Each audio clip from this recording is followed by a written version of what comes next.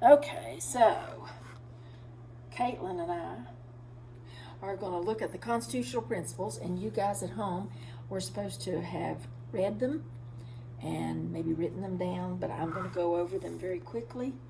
And these are just principles about what the Constitution is all about.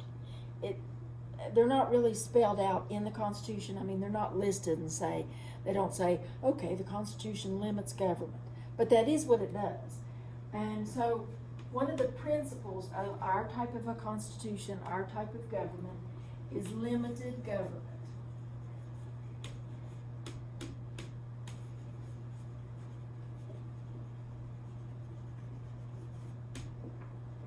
And all that means is that our government is limited by itself. The Constitution, I had a little copy of it here and I don't know where it is, but the Constitution actually spells out exactly what our government's supposed to do. What it can do, bless you, what it can do and what it can't do. And because it's written down and because we all have a copy of it and because it's well known, our government cannot exceed its own powers. In other words, the president can ask for a declaration of war to Congress, but he can't declare war. It doesn't matter if he wants to or not. If he gets mad at Iran and he wants to nuke them tomorrow, he can't do it. The president hasn't got that authority. The president is limited. The Constitution directs who has what authority. The other part, I don't know what order they're given to you in. Okay, here we go. We have limited government. We have a republican form of government.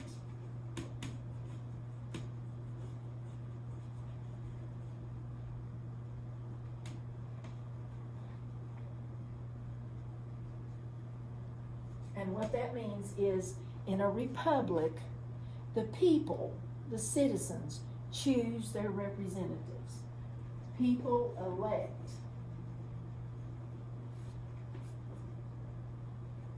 their representatives. That's what a Republican type of government means. It's not referring to the Republican Party at all. Okay. The third constitutional principle is the principle of popular sovereignty.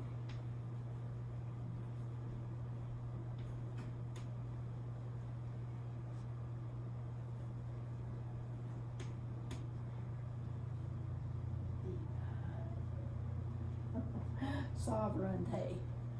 And it just means that the people, the word popular when you're talking about government means people. The people have the authority.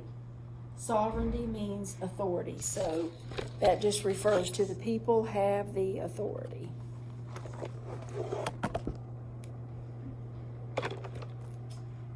Okay, so we have limited government. It's limited by our written constitution. We have a republican form of government where the people elect their representatives. The people have the authority to say so in our government. And another principle is the principle of separation of powers.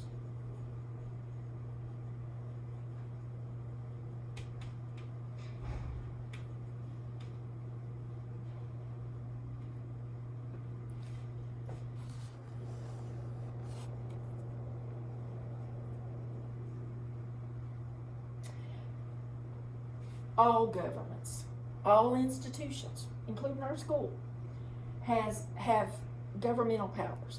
Somebody somewhere makes laws or rules or dress code issues or whatever. Somebody makes the rules.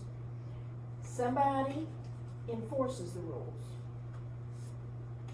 And then somebody interprets when those rules have been broken.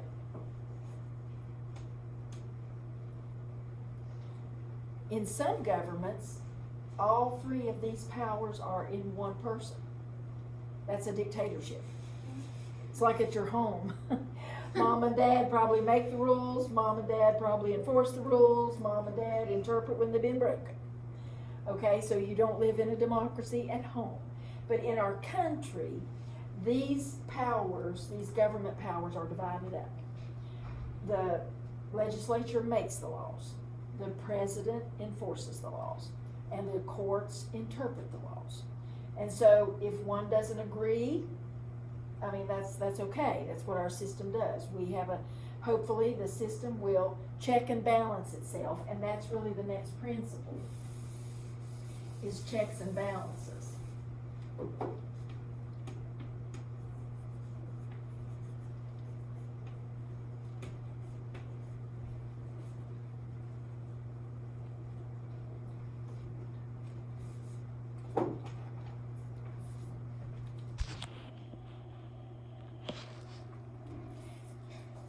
If the president abuses his power, Congress can impeach him. If the Congress passes a bad law, both houses agree to a bad law, it gets to the president's desk, he vetoes it. They have ways in which they can stop and prevent abuse of power. And it's supposed to work, and for the most part it does work, but there are always instances when it doesn't work. But for the most part, they're supposed to be able to prevent a bad president from being too bad, to prevent Congress from making bad laws, from prevent somebody that brings a lawsuit in court from actually being able to be successful. So there's checks and balances in that. And then the last one, the sixth one, and I'm not sure this one is in your book, I'm running out of room, is federalism.